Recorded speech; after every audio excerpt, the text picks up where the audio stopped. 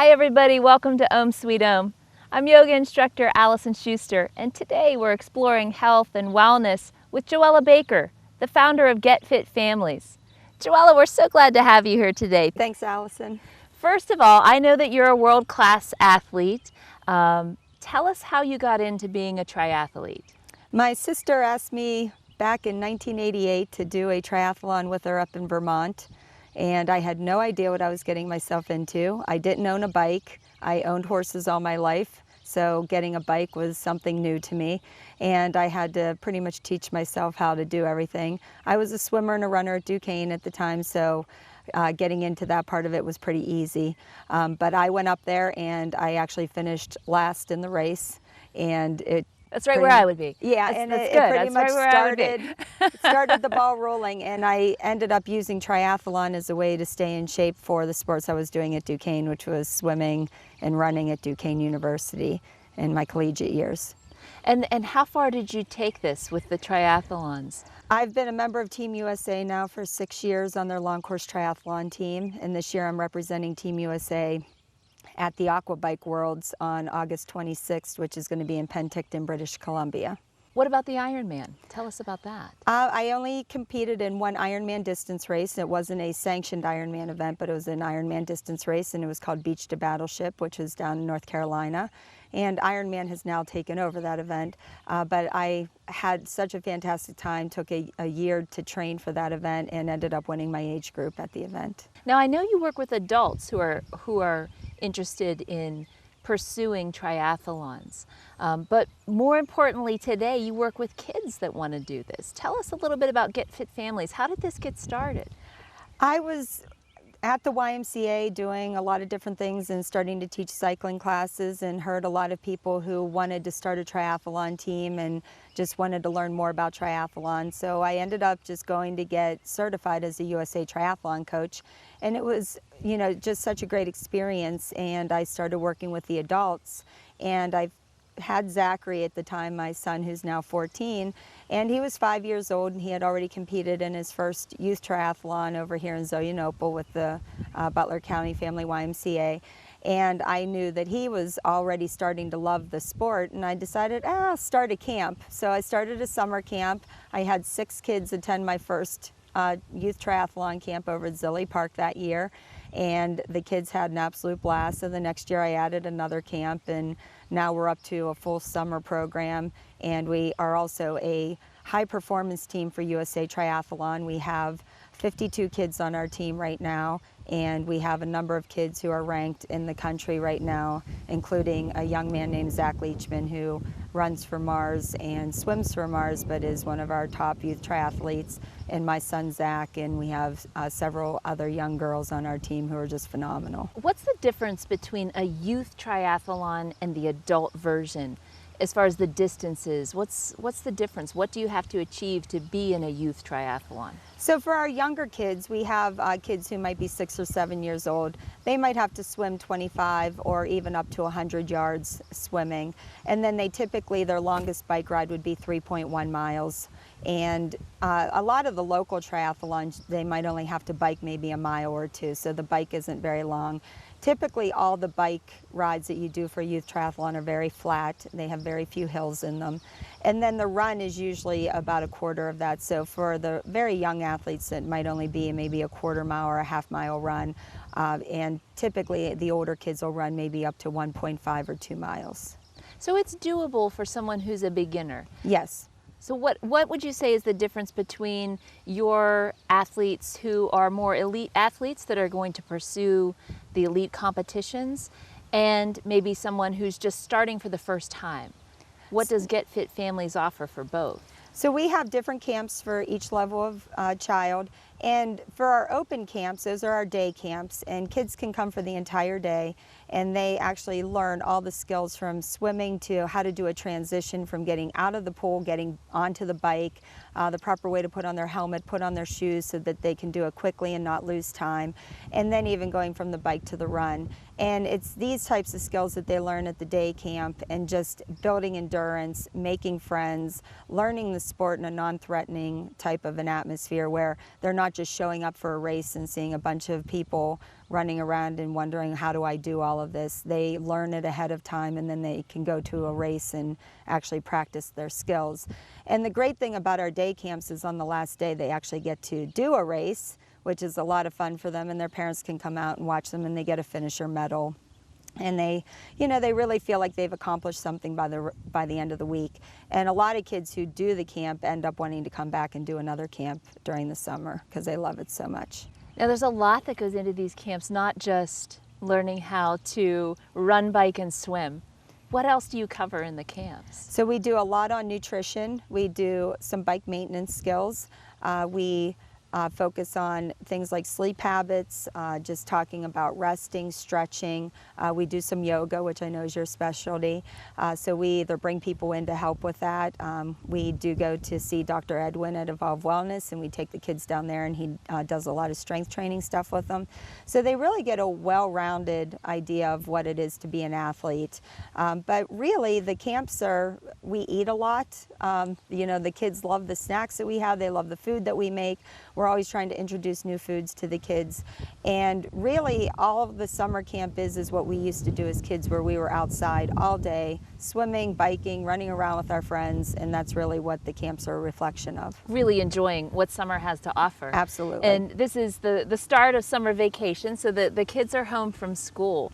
I mean, I have 3 at home. What kind of advice do you have for the moms and dads who are watching that want to motivate their kids to be a little healthier, maybe a little less screen time, a little more outdoor time? What's your advice to them to get them involved in health and wellness and taking care of themselves? Lead by example. I mean, you have to show them that it's okay to be outside, that it's fun to be outside, and find fun activities that you can do, whether it's just taking the dog for a walk or going for a hike at a local park, or going for a bike ride, or just spending the day at the pool. But you have to show them that there's a lot more out there than just a television screen or a computer screen.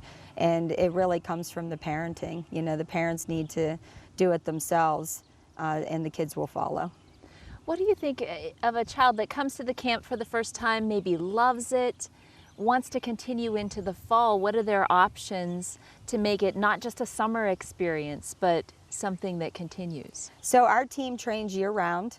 We do take a little bit of time off from swimming in September and October because we have a cross-country program that we do, not only in conjunction with some of the local elementary schools, especially the local diocesan schools, but we also have a USA track and field program that we offer, and we do training throughout the year. So kids who want to make this their sport, I mean, we have kids out there who want to play soccer and that's their main focus, and they might use our program to get into shape and to build endurance for a soccer program or lacrosse. But for our kids, this is their sport and this is what they love. So they do it year-round, just like anybody would do soccer, lacrosse, or anything like that. And like a lot of our sports, it sounds like this is an opportunity to meet kids from other schools that are members of your community. So what you're really doing too is building a little bit of community for them. We are, yes. Other yes. people they can count on, kids and adults. And you were saying lead by example, how wonderful for them to have other adults and other kids interested in working out, being healthy, eating right, all of those things. I think that's really exciting. Right, and I teach a lot of cycling classes at the Rosie Schneider Family YMCA, and these kids are now taking my classes, and those are hard classes. and those are challenging. I can attest to that. And they're mixed in with our adult clients and with my adult athletes, and the adult athletes, not only are leaders to these kids, but they're peers now, and they're getting beat by the kids now.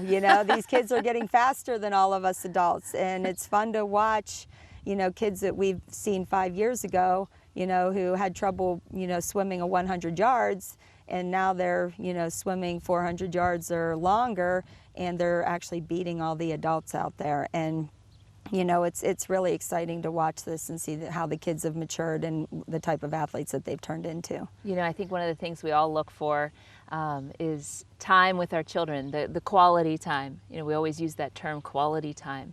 But how wonderful to have an opportunity to exercise with your kids, to explore a little bit of health and wellness, to do something with your kids that's really meaningful in the end and really costs very little. Right. And all of the equipment is right here in the great outdoors.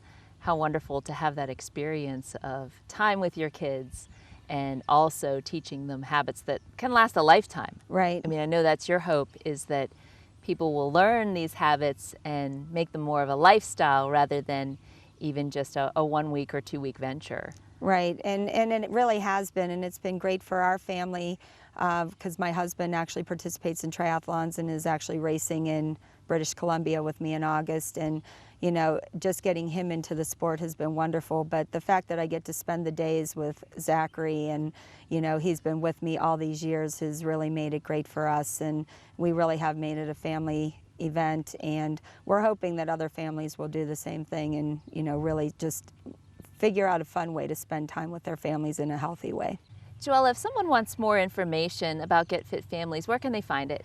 So we have a website. It's www.getfitfamilies.com. You can find all the information there and links to all of our events that we put on throughout the summer and our camps. Thank you for coming to visit us today. I hope that everyone checks out all of the things that Get Fit Families has to offer our community. We're going to take a break, and then I'm going to meet you on the mat. Hi, I'm United States Representative Mike Kelly, and I'm pleased to be able to announce that my friends at Armstrong have created a partnership with Guardian Angels Medical Service Dogs called Healing Heroes. The Healing Heroes program will provide 5 service dogs to qualifying veterans in our communities that struggle with disabilities such as post-traumatic stress disorder, traumatic brain injury, seizure disorders, and more. For more information, visit facebook.com/Armstrong One Wire and click the Healing Heroes tab. Together, we can unleash the power to heal. Today we're going to focus on a summer power practice. There's nothing better than being in the outdoors and adding in some yoga. We're going to focus on arm and core strength today, which is really at the heart of a power practice. Let's come to knees.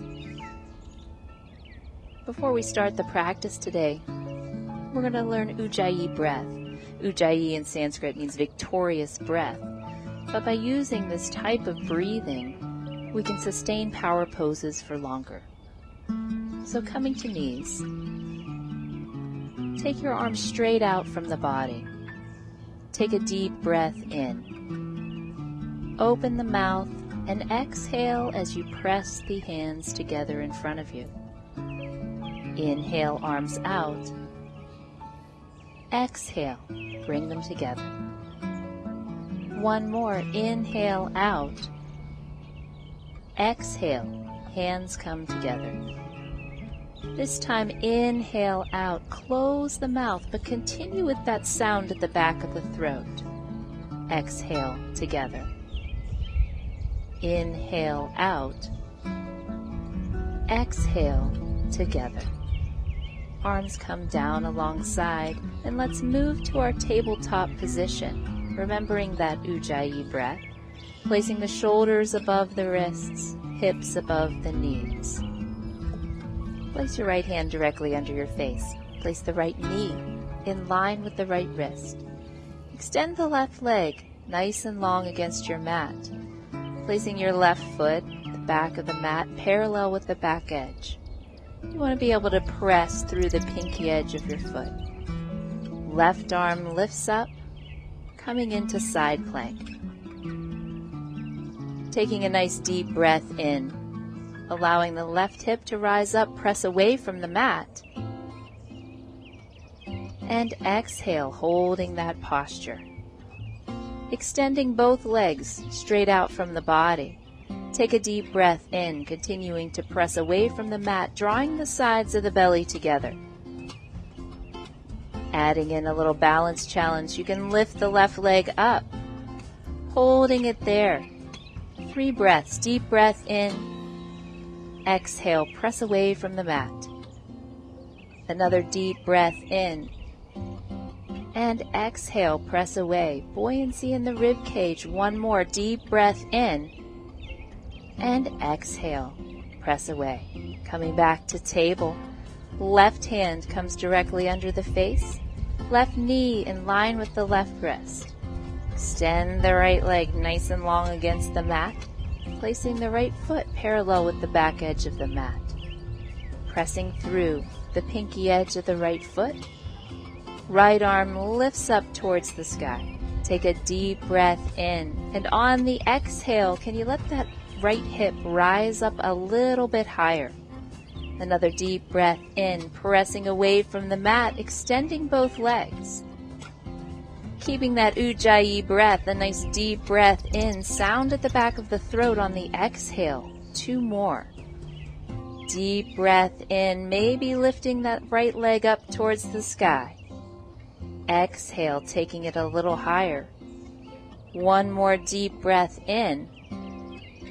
And exhale, hold that posture through the exhale and bringing it back to table. Extending the right leg into plank. Left foot extends to meet it. Take a moment to bring your hands closer together. Bring the thumbs to touch. Holding that strong plank. Take a deep breath in. Shift to the right side. Switching into side plank. Inhale up. Exhale, both hands come back to the mat. Shifting to the left side. Inhale up, side plank. Exhale, down. Let's take 2 more each side. Inhale up. Exhale, down. Inhale up. And exhale, down. Holding that strong plank. 3 breaths. Deep breath in. On the exhale, press away from the mat. See if you can draw the sides of the belly together. Belly is nice and firm. Pressing through the feet at the back of the mat. Another deep breath in. Exhale it out. 1 more. Deep breath in. Exhale it out and pressing back to downward facing dog.